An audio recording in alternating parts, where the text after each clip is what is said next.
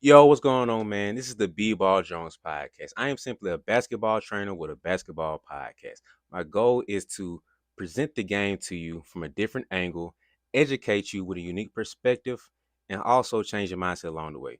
Thank you for listening. Thank you for watching. Hope you enjoy. Yo, welcome into another episode of the BeBall Jones podcast. And today, got another big three for you guys. So, number one, let's figure out this whole training in season part. Like, do we even need to be training in season? Can we just keep it all in the off season? In season, we just get buckets, have fun, go play. Also breaking down, uh, figuring out how can we view like working out and lifting, the performance training have what we do, not the on court stuff, but the stuff we do in the weight room. Let's figure out how we view the things and make sure that it all makes sense. And lastly, let's figure out this balance of working hard versus working smart. Which one is right? Which one is wrong? And how do we actually get into it? So that's the big three for you guys. Let's get into it. So starting off with working out in season. Should we really be training in season? And my answer is obviously going to be yes. You need to be training in season. So let me paint this picture for you guys. Okay. I'm not a big NASCAR guy, but I do understand a little bit how NASCAR works. So you have the drivers, right? Let's say Jeff Gordon, Dale Earnhardt, whoever you want to pick, doesn't matter. Jimmy Johnson, whoever. I might have just messed it up, but whatever. Let's say Jeff Gordon, because I actually know him in his name. So you have Jeff Gordon. He has his car, right? When he's not racing, that car is going to be able to be looked at a lot more in detail. The car is going to be looked in detail from lifting the hood up, making sure everything's in tune with there, looking inside the car, under the car, the backside of the car. All aspects of the car can be looked at in detail and looked over. But when he's actually taking a race, if the race is this weekend, when he's actually racing, they're not going to do too much time. They're going to spend a lot of time just making sure that small tune-ups are fine. It's making sure that they change the tire out after a certain amount of time. You fill it back up with gas. You might change the oil. Make sure the driver has some water and make sure he's good on that end. But it's not going to be a lot of detail, big projects done to the car because you're in the middle of a race. You're in the middle of the season of making sure things are in top tip condition in situations for this car to be driving. And that's the way I view training. During the off seasons when you make the big changes to the game. That's when you can tweak and change your shot. That's when you can add or lose a lot more weight in the off season. That's the time you can make the biggest, most drastic change to your games because you're not competing as much. It's not going to impact your performance overall because you're not in that space where you need to be in your top tier condition, a top tier space because you're not playing. But our off season time is for that specifically. That's when you really make the biggest changes during the off season. In season is when you're making small tweaks. So you need to build upon what you did in the off season. You need to figure out what the big focuses were and how to keep tweaking, keep changing, add a little bit things here and there. You need to make sure that you're not going to be going too in depth and learning too much on the fly because it's probably not going to change that much during the season. In season, it's more tweaking, it's more changing, it's adding on to what you built on from the off season. And so let's make sure that when you're training in season, you're focusing on the right things. So first off, you want to make sure that's tune-ups. It's just small things to just tweak and change. So you train in the off season, working on your shot. But then you're figuring out in the season that okay, it's not still not working getting off your shot. And it's because you struggled the past two games um, being shooting off the dribble, off the pick and roll was a little bit more challenging than you thought it was. So now you're going to spend time to training in season to make sure that you're getting off your shot in the pick and roll the right way. It's making slight tweaks and slight changes to make sure that you're adding on to what you've been working on. Make sure that you're not staying a step behind. Next is making sure that you're still progressing and still getting better because that's sometimes where the gap can be sometimes. You think everybody's training on off season, and then when in season hits, you're just practicing with your teammates. And honestly, if you're not the best player or you're not where you want to be as far as getting minutes or starting or whatever, that's the perfect time to start training a little bit more because more than likely those guys aren't going to be training as much as you are going to be outside of practice. So let's say you guys practice every day for hour and a half, whatever the time is. If you're not playing, if you're not one of the top rotation guys, I really don't understand why you're not getting a trainer and training more and more because that's prime time to start catching up to these guys. If you train year round instead of just during the off season or right before the season starts and think it's going to get you better for the season, you're probably not looking at the game the right way. So look at the in season time as additional time to get even better than you are right now. Because if you took off from November until February, that's what, 5 months, 4 months of doing nothing, not really getting better like you could have been. But you think training from March until August, October, or September, October, whenever, is really going to be the only time you can get better. Why not get better all 12 months? So just add a little bit more all 12 months to where you can keep growing your game, keep improving, and keep making more progress on your skills that you've built on from the off season. Keep building on from last month to this month and a month before that. And next month, you're going to build out what you did this month. So just see it as an opportunity to keep getting better and keep growing your game. And so sometimes it can get a little messy, scheduling, figuring out how to train, especially if you're on a team. How do you figure out how to, get better and keep training and doing things? So the prime times I would suggest is one, before school starts, two, right after school ends, before or after practice, and three, during school, if you can. I know that the third one is really difficult for some people, but if you care about it enough, you can probably squeeze in a little bit of time during gym or whatever. Questionable for everybody, but just throwing it out there. So one, before school, figure out what that thing is for you, man. Like if that's the only time you can get, then cool. It needs to be the thing that you're focusing on. So if your thing is growing your ball handling or fine tuning your ball handling, every morning you going up and going to the gym and doing some ball handling drills, or waking up and going outside and doing your ball handling drills, just to make sure you're fine tuning that and make sure you're getting that in. It can be waking up and running in the morning. It can be waking up and getting up shots and form shots, whatever. Every morning before school, or need to get up. 200 shots. It can be, some level of different type of shots, you begin getting during the game, or you wish you'd be getting, or you could be getting if you do play. It could be just simple reps, just getting your reps in for the day. It can be whatever you need to be doing for that day. I'm not going to get in too depth into this, but just getting shots up and getting reps in to grow your game and make sure you actually getting your shot better to where it should be, or even could be.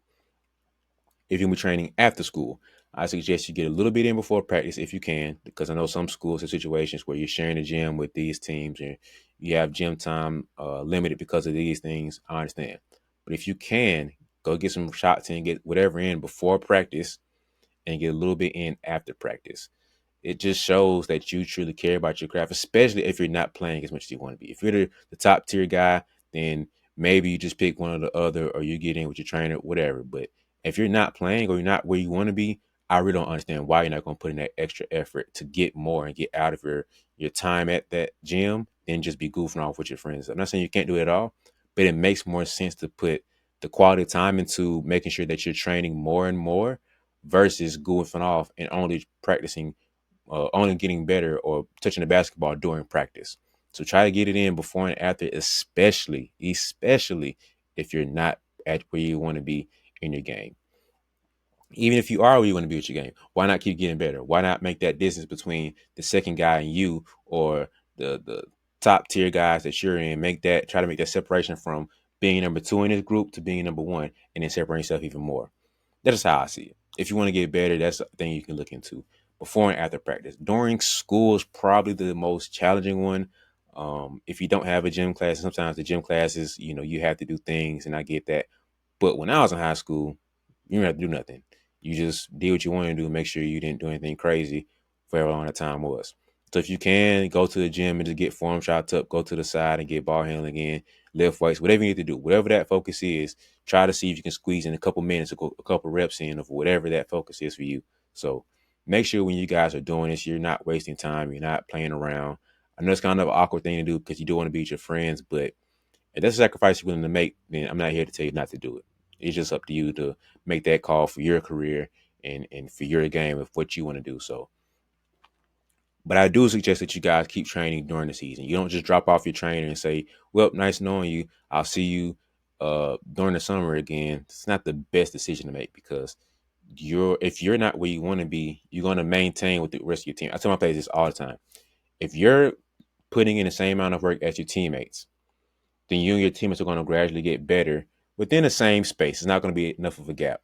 So if you're not the number one guy, you and the number one guy are going to keep getting better at the same rate. But if you're not the number one guy, you get better in practice and you do a little bit more training session. Both of you guys get better at practice and you do a little bit more training session. So over time, all these extra reps and all the extra sessions and the more work you're going to put in smart, being efficient with that is going to help you out to make sure that you're going to catch them at some point past them. Because if you're just going to go at the same rate, they're always going to be ahead of you from there. So hope you guys truly understand that you guys need to be training in season. So treat your game like NASCAR. During the off season, make the big changes, the biggest adjustments to your vehicle and your game. But during the end seasons, when you make the small tweaks and the small adjustments to keep growing and keep adding the layers and adding more depth to your game. Because sometimes you be struggling in the season, but because you're not going back and fine tuning the things, you're just still struggling, going to keep dealing with that all season long. Or it takes you longer to finally figure out how to tweak that and how to change it. So um, that's where you guys need to be training in season. So think about that NASCAR analogy I brought to you guys of just why you need to be training in season. But that's it. Thank you guys for watching. Thank you guys for listening. Let me know what you think, man. Drop it in the comments below if you think I'm wrong. I shouldn't be training in season, or what do you need to do to help you guys progress more and more during training in during the in season. So that's it. Thank you. See you. Yo, just relax a little bit, okay? I know you feeling anxious right now. You're feeling a little depressed or a little overwhelmed because that goal you're going after feels so big and it's so overwhelming and so daunting that it's just like there's no way I can get there. That's probably the reason you haven't started, and that's probably the reason why you're feeling inconsistent about it. But I'm gonna help you out here. Okay, if you haven't started, then just start. I don't care what your excuses are. Figure out a way to just start and just do it. Next is just to keep making progress. Add one more thing every day to get better at it. Get 1% better. But while you're on this journey of self-improvement and getting better, get you a shirt as a reminder that progress is the only goal. I know how you seeing this work outside of the game, the weightlifting side of the game, and it's a little messed up. So I'm gonna help you guys out in changing how you view you guys working out or you lifting your performance training. So just three small things I want you guys to kind of think about when you're in the weight room working out. If you have a trainer and the guy's training you, and the type of trainings you're going to get into. So just three small things to think about and kind of judge yourself and what you're doing by these three things. So first, how is this making me a better player, and how is it improving my performance slash game? So whatever you're doing in the weight room, how is this making you a better player?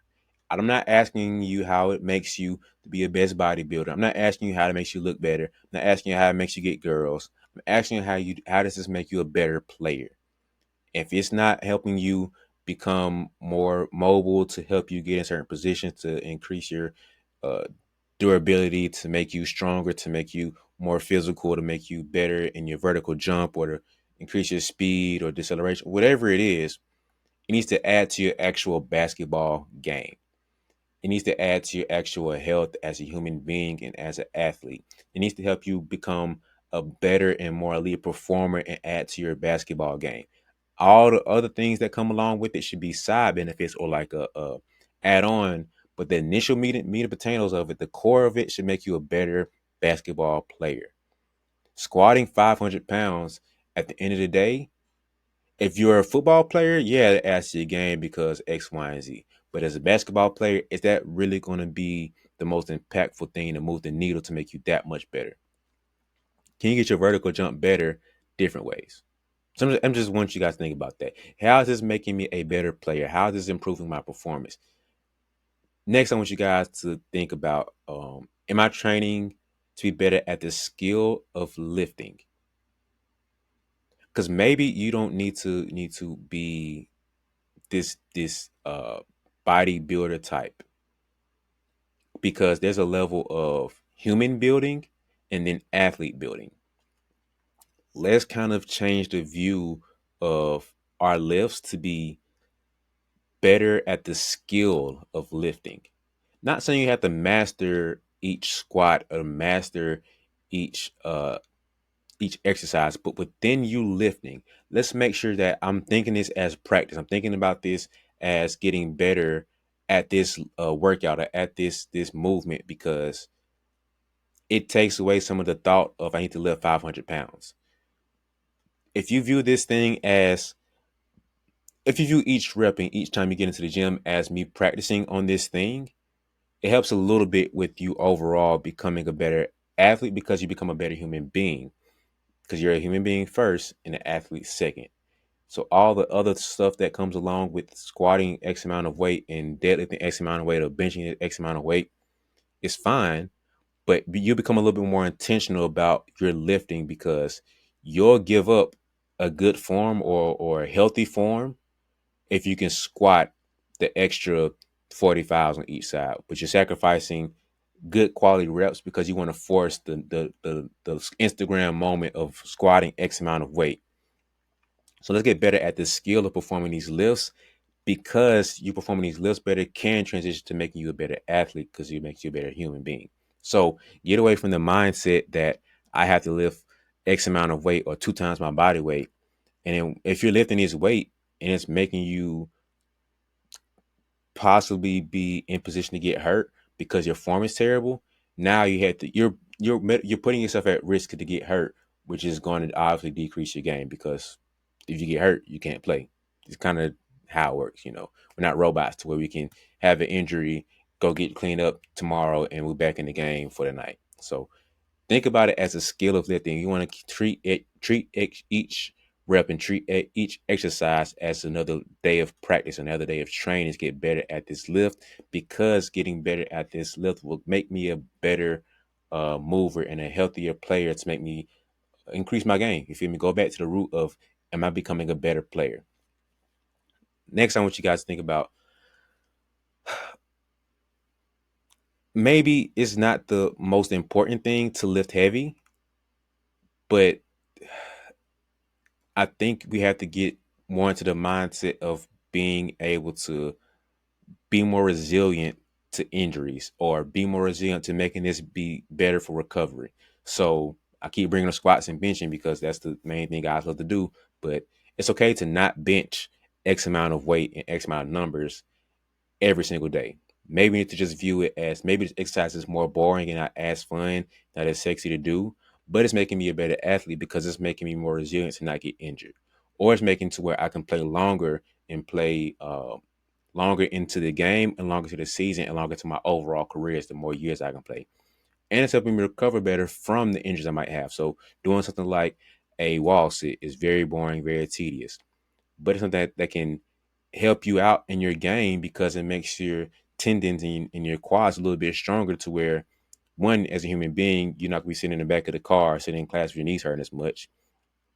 Two, it can make your tendons stronger to where you're able to build up more strength in the quad and tendons to uh, be a little bit more resilient to the court and the impacts and the forces you have there.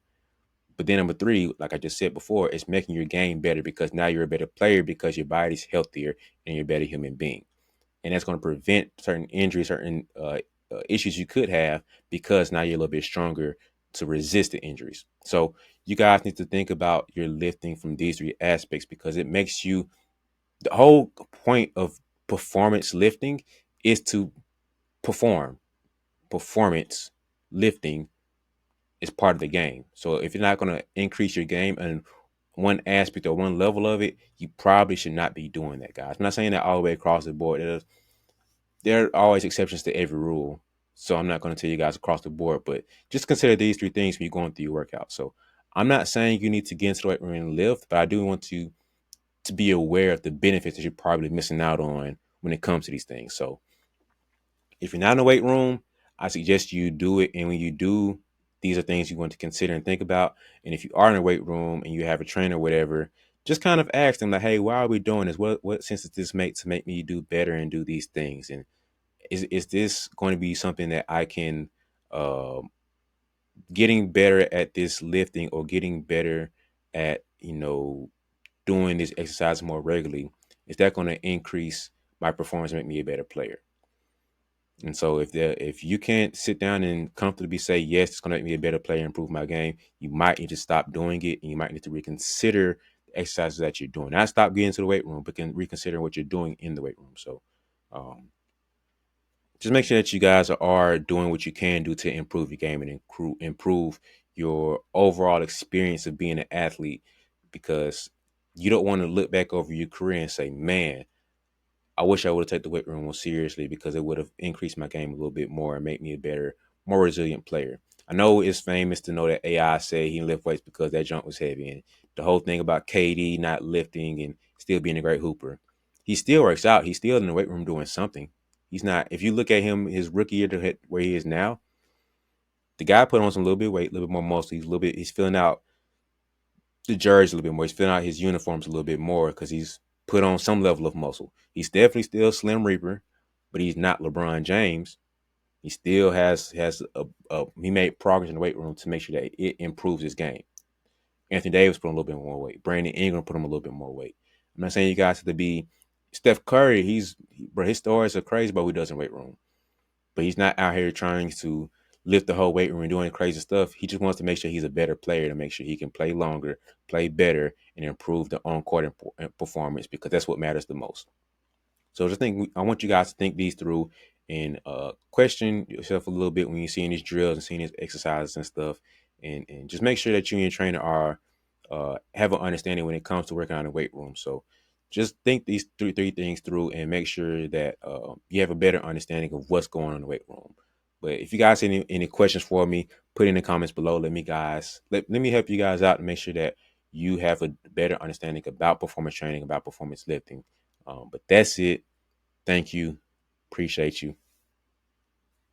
You get pretty frustrated, don't you? You get so angry sometimes with the fact that this big goal that you're going after, you're so far away from it sometimes. Like you're in the seventh, eighth, ninth, or 10th grade, and you're just like, man, I can't wait to play college basketball. I can't wait to be able to play overseas. I can't wait to make it to the NBA or WNBA. And it gets frustrated sometimes to not be there yet. I got you. Completely understand. That means we have to practice more patience. We have to find peace in the middle where we are right now. Zoom in very detailed and figure out how can we get 1% better.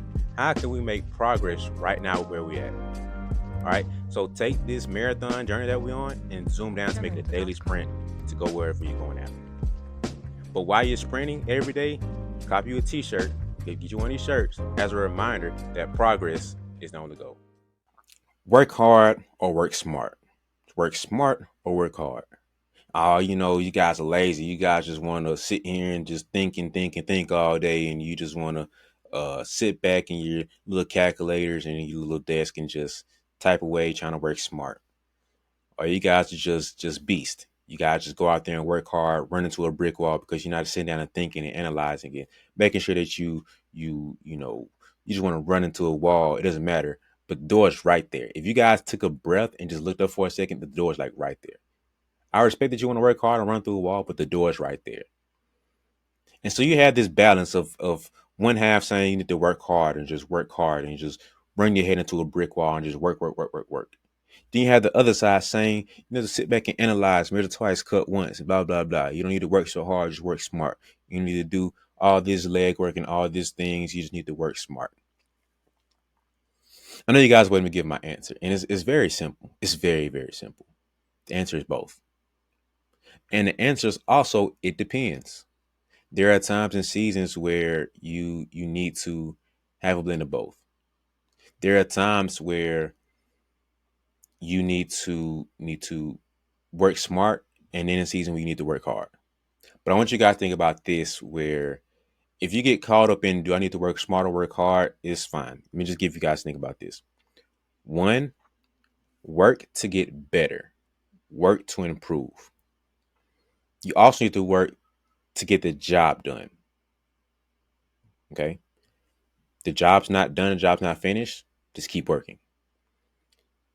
You also need to work. I heard someone say this: don't work to do your best, work to do what's required. Doesn't matter what your best is. If your best is an F, you need to do better than that. Do what's required to get to that next stage, to get to the next phase. You want to be at this level. What is the requirements to be at this level? And do that. I don't care what your best is. Do what's required to get this job done. I'm a big fan of working diligent. I'm a big proponent of diligent work, because working diligent is the perfect blend of working smart and working hard. It just puts the world together. So let's go back over my little list. So first, you need to work better, work to get the job done, work to do what's required and not your best, but also work diligent. Okay, so work to be better. You need to work to where you're improving. Sometimes that'll mean you work hard. Sometimes that'll mean you work smart. There's a phase when you need to just really work hard because that gets you better. But there gets a point where you kind of plateau and it's like, man, I'm working hard, but things aren't working. Now it's time to work smart, look up and analyze and see what's working, what's not working, what's going right, what's going wrong. But now you can improve and get better and then work hard again. But then there's a phase when you need to work to get the job done.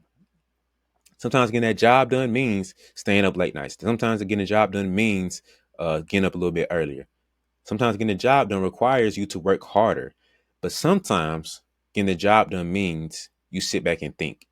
You need to have a plan. You need to have a strategy. You need to sit down and analyze the field and work smart for a moment because that can get the job done. Sometimes it means you just sitting back and looking at your game and watching film.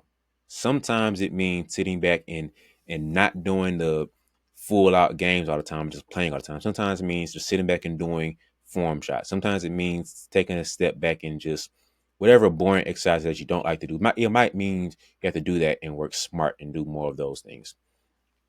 But it's okay because you're going to get better.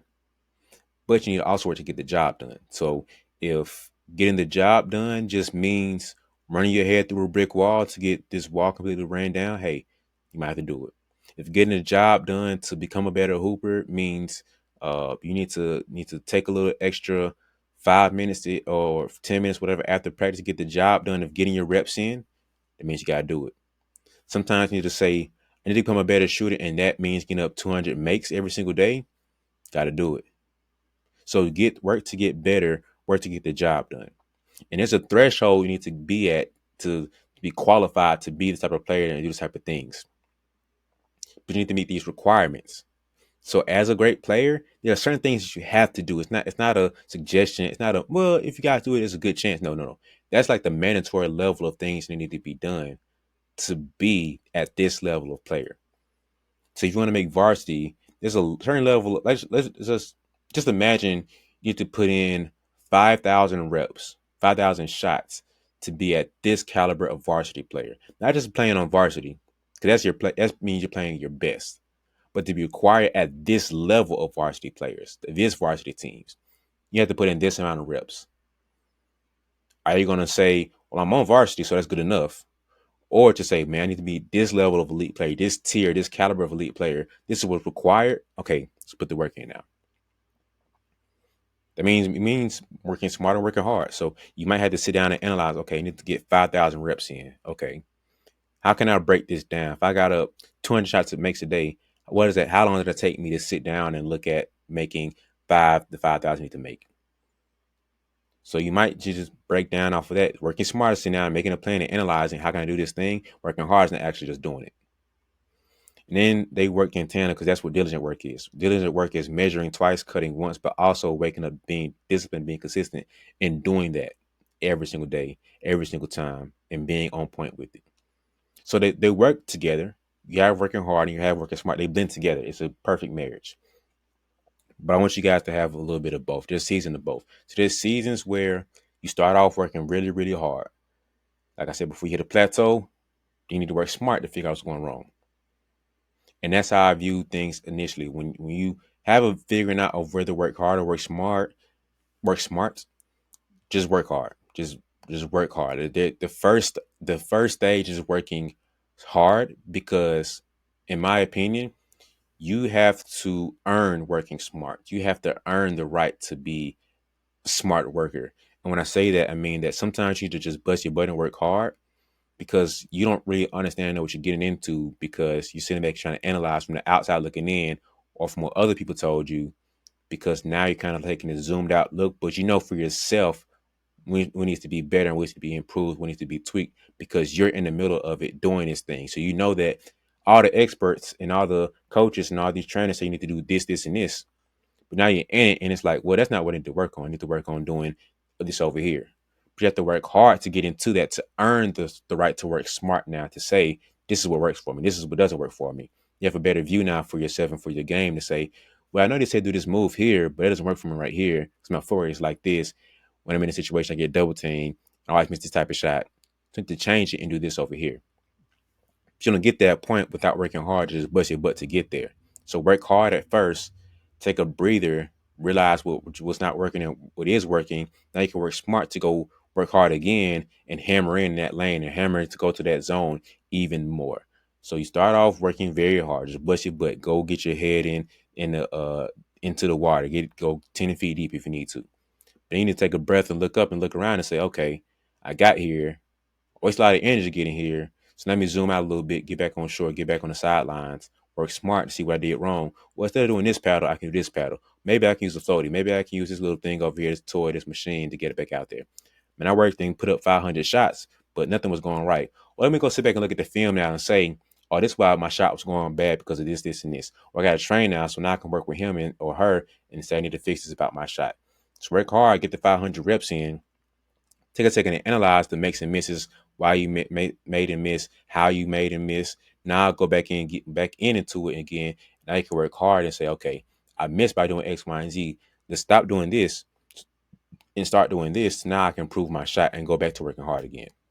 So that's the perfect balance of working hard versus working smart. It's not either or. It's just seasons and timing of when to do this and when to do that. But they go together and work hand in hand because you can't go at the top tier levels when people are working smart and working hard.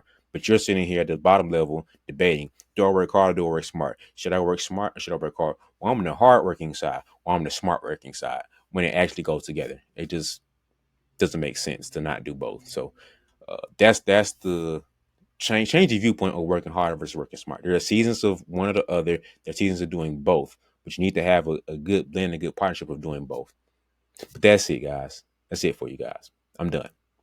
That's the big three for today. Okay. But I thank you guys for sitting here watching this video with me. Let me know if it helped you out. Do you understand now better working hard versus working smart and why they go together as a good marriage? It needs to be a partnership of these two. If you don't understand, put in the comments below. I can chop it up with you. DM me. You feel me? And we can talk about it there. But I just want to help you guys out and understand the importance of understanding how to work hard versus working smart. It's not either or. It's been a both. So that's it, man. That's it for the big three. Thank you for watching. Thank you for listening. Have a good one.